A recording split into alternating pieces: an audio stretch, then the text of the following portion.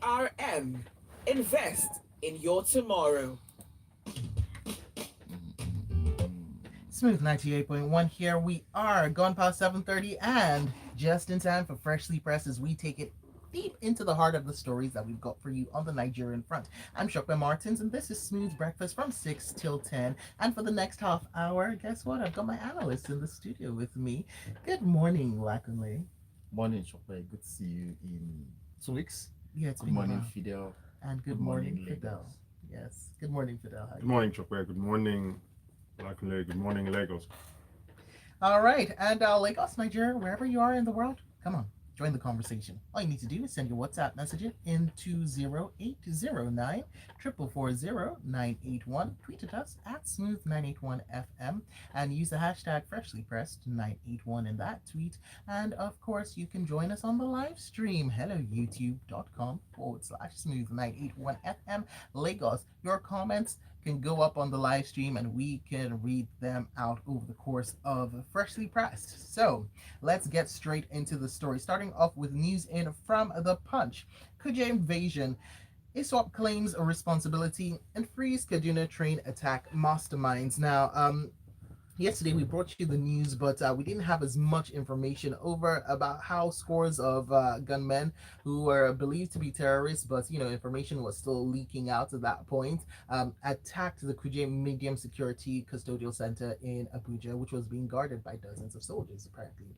Now this was an attack that took place over 2 hours. Information New Light has shown, and so, the recent update is that the Islamic State of West Africa province claimed responsibility for the attack in a 30-second video, which then showed the gunmen setting vehicles that had been parked in the facility ablaze. And the attack also came barely hours after another attack, this time on a convoy of cars carrying the advanced team of security guards, protocol, and media officers ahead of the president's trip to Daura for Salah. That came under attack as well. We'll be discussing that later on. In fact, everything is just one big pot right now. But Fidel, coming to you for this one, a lot more information coming out over the attack, and I'd love to get your take on the news as you're seeing it unfold. I mean, the information coming out with respect to this story, I think it's worrisome, right? Okay, so in the last 5 years, I think we've had like 12 prison breaks. But this one is more shocking because, I mean, not just that we had 5 people who died. I think one NSCDC officer, three of the attackers, the terrorists, and I think I'm not sure of the number of inmates that were also killed in this attack. But what is really worrisome is the information that these guys, these attackers, these terrorists have or had before pulling off this attack, and the fact that these attacks are all connected, right?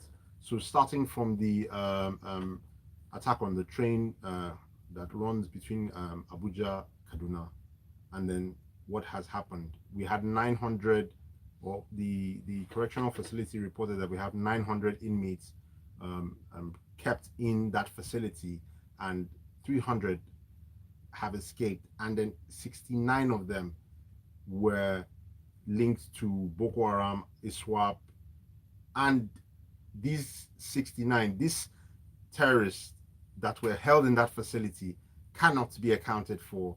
I mean, we don't know whether there's a security perimeter that has been set up around Kuje or within Abuja that is hunting down these guys. The worrisome part is that these terrorists operated for 2 hours in a place where you have an Air Force base around the corner, a police base, and not a police station now, okay? Not a police station. There's a police base around the corner. There's an NSCDC, facility around the corner. And we had military operatives who were changed prior or just before the attack or a day before the attack. So Fidel, all this information that's coming out with when it comes to the change in the change out of guards, when it comes to the facilities that we have around this, what questions does this lead you to ask? Shopper, there's a big compromise, right? Uh, We have people in our security forces, from the Nigerian army to the Nigerian prisons. We had people who were giving this terrorist information, because if we read the story, we see where the representative of the correctional facility states that these guys went straight for the part of the facility that had the Boko Haram inmates. They knew where they were. They called out their names, and they knew who to pick. And then they were able to, they had more firepower, or they had firepower enough. I mean, I don't know if they had more firepower, but they had firepower enough to, subdue the forces in the correctional facility. And I mean, to be honest, if I am a soldier in the Nigerian army, I'll be afraid, because you don't know when they are posting you somewhere. You don't know what compromises your bosses, the generals, the senior officers have made, because there is a lot of fingers that need to be pointed, starting from the correctional facility to the Nigerian army, even to the government of President Muhammadu Buhari. Because when we look at the chain of events, from like I said, starting from the attack on the Abuja train, Abuja Kaduna train, we found out that, I mean, if you read the story, you find that there are a lot of negotiations that were going on with these terrorists, right? And then these were their demands. They wanted, I think, 60 of their people released, and the government negotiated for 10. And now, then what I want to highlight now from even this article and the questions that need to be asked, right? So, an operation commander, a source, then shared with the Punch, which is where we got the article from, that and I'm going to quote him now: with the escape of the Boko Haram fighters, the kidnappers may soon release the Kaduna train passengers because their demand has been met tacitly, as their attack on the prison was made very easy. And it goes on to say, how could the attackers have succeeded if not for official compromise? like I said, there's been compromise, and I wouldn't even say, I don't know the extent. We have to appreciate the extent of the compromise. Like I said, it's not just in the prison operatives, even to the Nigerian army. The compromise is wide, and it's worrisome. It's worrisome, and the fact that our president is just expressing shock. Well, he's expressing other things, so let's just get straight into this, because we got this one in from the Daily Post. On the jailbreak still, terrorists will feel successful if I cancel Senegal trip. That's what the president had to say, and I'm going to quote him before I come to you, Lakanle. He said, governments don't stop working because nations face terrorist threats. To cancel the trip, or that's what the presidency argued, to cancel the trip to Senegal would mean that the terrorists are successful in calling the shots, something that no responsible government in the world would allow, which was why the president did not cancel his trip. In response to questions and upon questions that Nigerians all around the country had to ask. Your thoughts? While Fidel was talking, I was just trying to suppress the emotions I feel about Nigerians, particularly our government. I have very beautiful words to describe this, to describe my feelings and emotions about this thing, but many of them can be said on radio. Many of them can be said in open air. So I'll just try to be unemotional about it. The International Development Association for Africa Summit that the president went for, what is the immediate importance of it to Nigeria and Nigerians that is more important than an assault, a direct attack in the heart of the capital of the country? What is more important than that? That the things that, okay, so if I don't go, then have they not proven that they are successful already by attacking that place and getting those people they wanted? They didn't just do a random attack. They went for the people, they called them by name from the previous reports. They went for the people they wanted, they called them by name, spent 2 hours, And the president is asking us, it's fine, he's asked those questions. So the question, But the questions he's asked are the questions he should be providing the answers. now, luckily, I'm gonna ask this question, right? In the knee-jerk response to the president's trip out, people said, why he should stay here. My question would be, going along with what the president had said, what the presidency has said, that governments don't stop working. And if we look at this, you had said, what is the meaning or benefits of the participation in the International Development Association? That's something that offers concessional loans and grants to developing countries. Aren't we in need of finances? So when you get the finance, the loan, what are you going to spend it on when there is no country to govern? We are in that state now that everybody is apprehensive of the next thing. Our concern now is the commander-in-chief, for crying out loud. Why does he have ministers? Why does he have a vice president at that point? If we must go to show empathy, to show leadership, at that point we needed the leadership to stand up for Nigeria at that point. Okay, it has happened.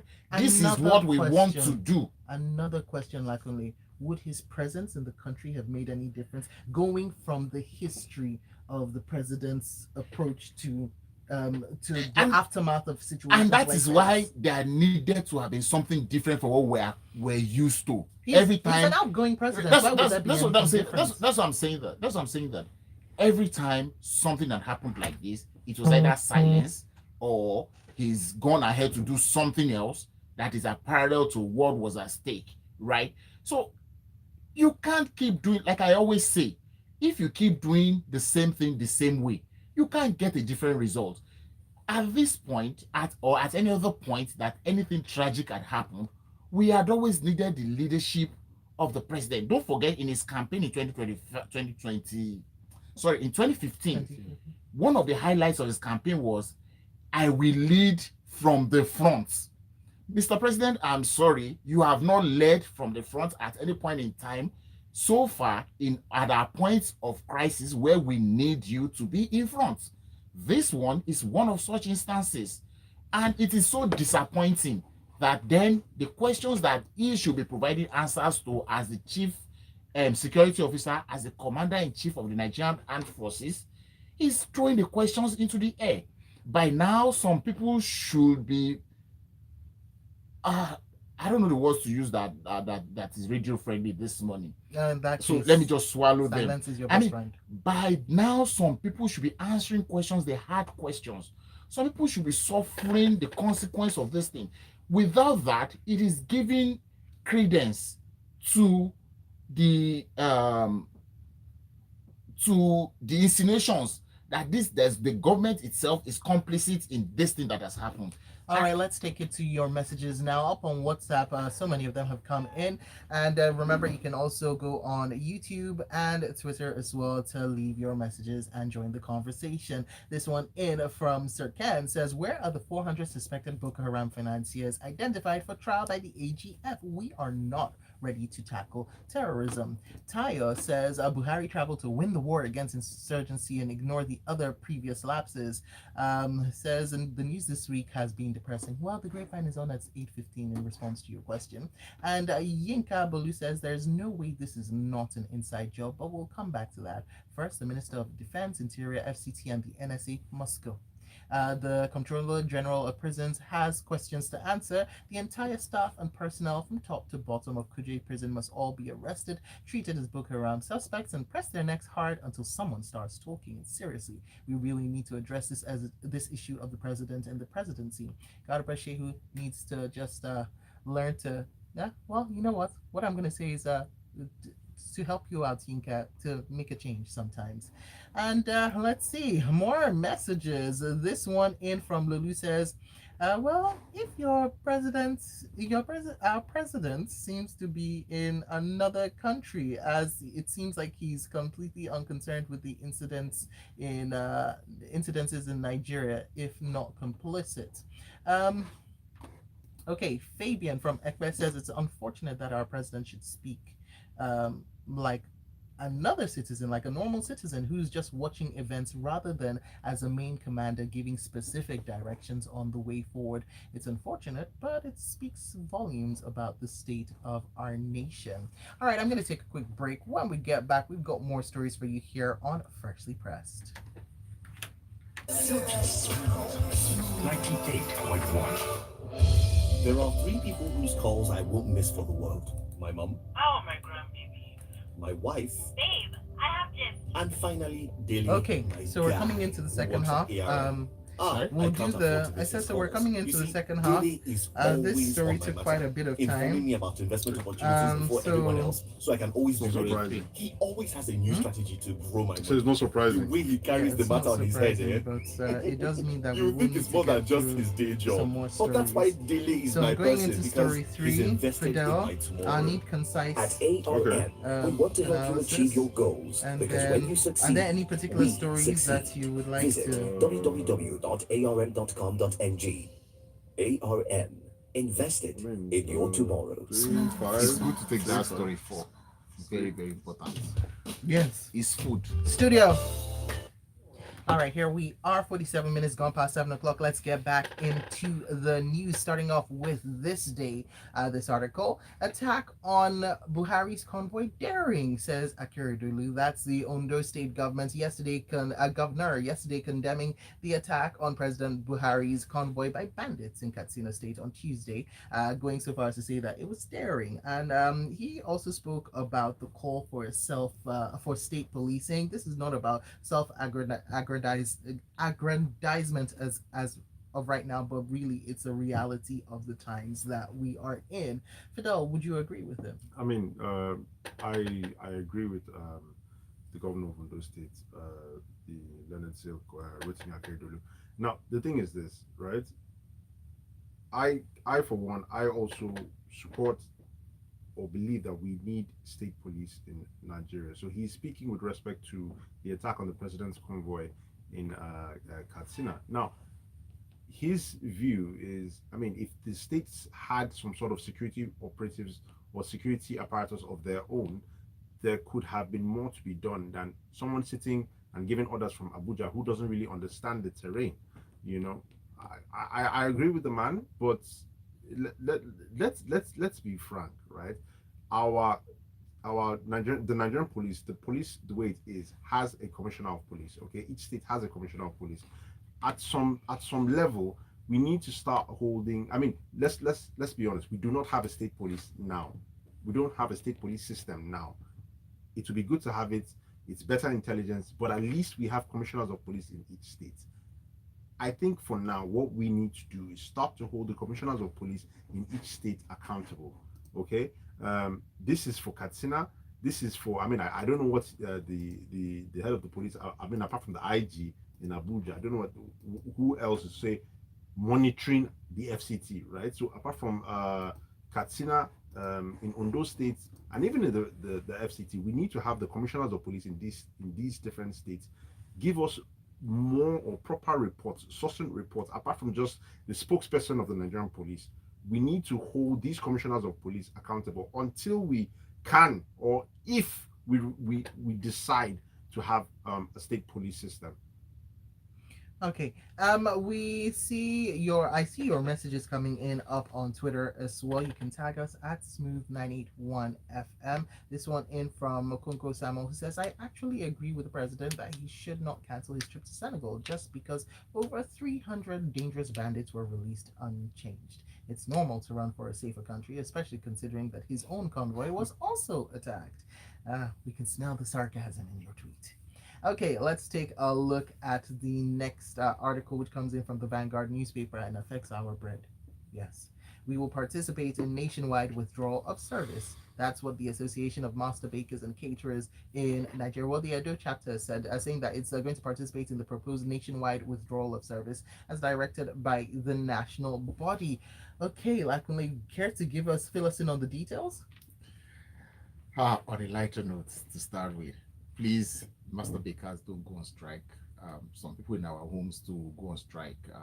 Bread is is a snack in some homes in Nigeria, and it's a major food or in the majority of others. Well, Please don't go luckily, on strike. as you're appealing to them not to go on strike, they're saying that the only thing we can do is cease operations because it is becoming unprofitable. We cannot make profits. The costs are going too high, and we cannot keep increasing the price of bread. That's why I started with on a lighter note. But really, the call, the warnings, the signs, everything has been there for us in the last 2 or 3 years that we're gonna get to where we are today, right? Despite all the government infusion of funds through the CBN into agriculture, the rice, the wheat, and all of it, and the supposed news that we hear about the bumper harvests that we've had about some of these uh, um, crops. Okay, so what happens to the end result of the bumper harvest? Then it means that the value chain of this of the value chain, there's something wrong with the value chain of the process itself. So if for example we say that Nigeria increased wheat production from 10% to 40% in 1 year, where is that 30% increment at the end of the chain that's supposed to turn into flour that these people would need to use? Okay, so it means that there's something wrong in there. So it means that it's not enough to say I've produced this much. What has it become? And like we keep saying, as long as we are import dependent, we always arrive at where we are. Majority of the world's wheat comes from two countries who are at war with each other right now. Okay, and that's what everybody's hinging everything on today. Food is expensive because Russia and Ukraine. Fuel is expensive because Russia and Ukraine. Everything is Russia and Ukraine's fault today. So it also brings us back to what we've always known, that a country can only talk about self-sufficiency, about self-security, about security if it can feed itself. So what are we doing about this? But And that is hold the on, though. question that we Isn't- should be asking ourselves. So, luckily, wasn't that the whole point of this government's agricultural plan? Yeah. That's what I'm saying. That Yes. what is the end result of all those infusion of funds that we've had? People anchor borers program, fertilizer, Because we and have the end seen the result amount that has gone into this. and the amount or rather the reported output from the I like production. what you did there.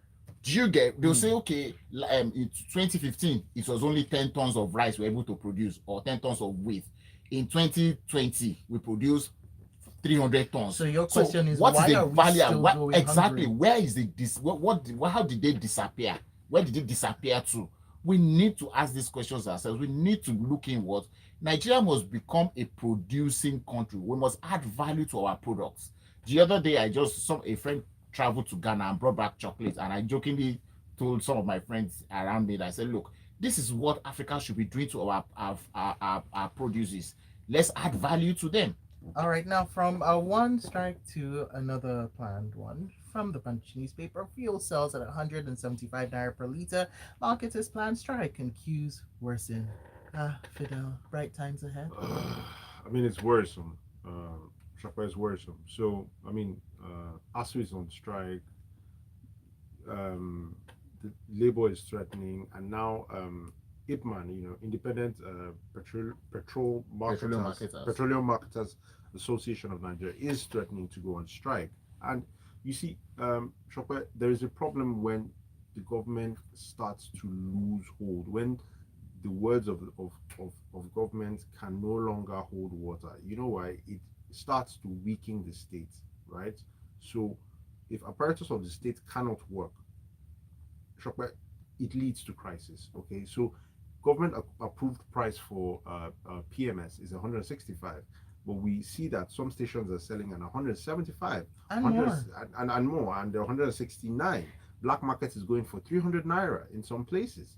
So if the federal government cannot hold on or cannot provide PMS for the country with our subsidy system, we may just have to let it go. I mean, I have said on this show before that I think we need subsidy for a period of time, because we have to let it go easy because of of hardship on people and whatnot. But at this time, if the people who are supposed to be bringing this fuel in, or who are supposed to be transporting this fuel, are arm twisting the government, and the government cannot hold on to this process that it claims to implement, then you may just have to let go and let the price just float. I mean, look at what we have here. The downstream and midstream regulatory authority is still saying that fuel is going for 165, but Ipman is saying it's going to go on strike because those who are selling at 165, the stations are closed. Those who their stations are opening are selling for higher than 165. So at the end of the day, it gets to a point in a situation where you know that something's got to give. Well, we're here. Let's see what gives in the end. From your messages, got this one in on WhatsApp from Sarah Khan, who says Nigerians can't even express shock in peace. The president is now dragging the shock with us. Whilst Benga Komu says the master bakers can go on strike. Do they want to remove fuel subsidy? Let the bakers remove the subsidy on bread too. Forget all those CBN figures on wheat production. It's only paper figures. Larry says, this is my conclusion on the attacks. Both attacks were planned jointly. The prison attack for the release of Boko Haram members to close out the negotiations and get hostages released. I suspect one or two of the hostages are high profile, and the attack on the presidency was a cover so that the presidency doesn't take a huge hit on the prison attack. This is Larry's opinion. Nigerians cry sack this and sack that on radio and social media. 2 days later, it's a return to status quo and on to the next. We move. Austin says, Nigerians, I don't have any mercy for you. There were lies told in 2015 and 2019, and you believed that the country would get better. Well, what has happened since then? Austin asks. Whilst Omoni says, may the souls of the murdered law enforcement officers rest in peace. Goes on to say, our generals have been proven to be ineffective despite all the trainings and funding they received. Now that the terrorists have gotten their colleagues, they should release the kidnapped, trained victims. Very quickly, I want to touch on this before we end the show, and this one is quite an interesting one because we had actually discussed it on Lagos Talks and a couple of days ago during Freshly Pressed. From the Punch newspaper, last month police probe traffic extortion withdraw errant officers. So the Lagos State Police Command and Lagos State Traffic Management Authority have started investigations into the alleged extortion of motorists in the Burger area of the state. Now, we had discussed this Punch investigation that was ongoing. I think this was back on Tuesday, and I had the former GM of LASMA come in on Lagos Talks yesterday to discuss just this, right? So, Fidel, very quickly take us through it, and I would love to get both of your, Lackney, yours, and Fidel, your opinions on what's on the outcome of this.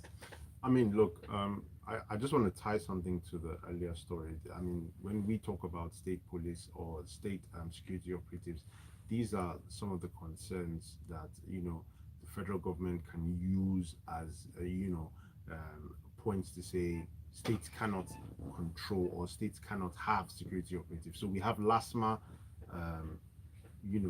extorting innocent bystanders on the road. And the truth of the matter is, it's not just LASMA, right? It's the Nigerian police. They all do it. And then, I mean, LASMA comes and they're seeing their colleagues in uniform, making money from this extortion, and they have simply copied it, and they are now even perfecting it. And I mean, this is a whack-a-mole approach. You remove one or two of them, right? Now, luckily, it doesn't stop. Let me just pop this in because they also said that the article has also said that the state commissioner of police, Abiodun Alabi, has summoned divisional police officers in other areas where people have alleged extortion, because it's not just located to one area; it really is across the state. So, what would you say to that? Do you think that there's going to be a real change? Well, there should be, and I hope there are, but it's not going to be immediate. We're talking of something that already is institutionalized in those places. Like, people suggest that when the process from this shakedown that we're talking about goes all the way to the top. It doesn't just stop with the person who shakes you down on the road.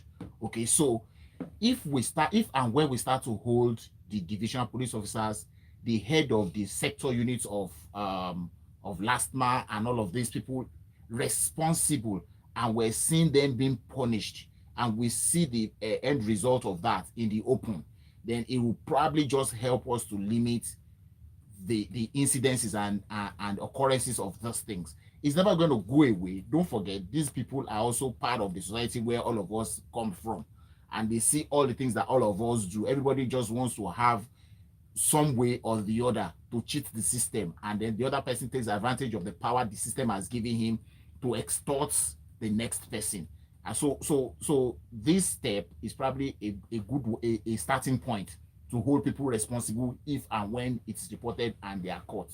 All right, and on an ending note, let's take your messages in on Twitter. My class online says, well, they collude has never been a nursery rhyme. It is real. When you connect all the dots, you will come to understand that, well, it looks like the government and the security agencies are complicit. Whilst we'll end on this note from General Hebe, who says, here in Uyo, we are getting fuel for 190 naira per liter. And that's all, folks. You can continue the conversation with my analysts. Make sure you find them up on Twitter at Laconley70. That's the handle that belongs to Laconley. And Fidel is at Izotene. Make sure you go and find them, follow them, and engage with them on all that they've discussed on today's Freshly Pressed. Coming up, 8:15, it will be the Grapevine with the crew in the studio. Invest in your tomorrow. It's only in Lagos, Abuja, and Ibadan that we buy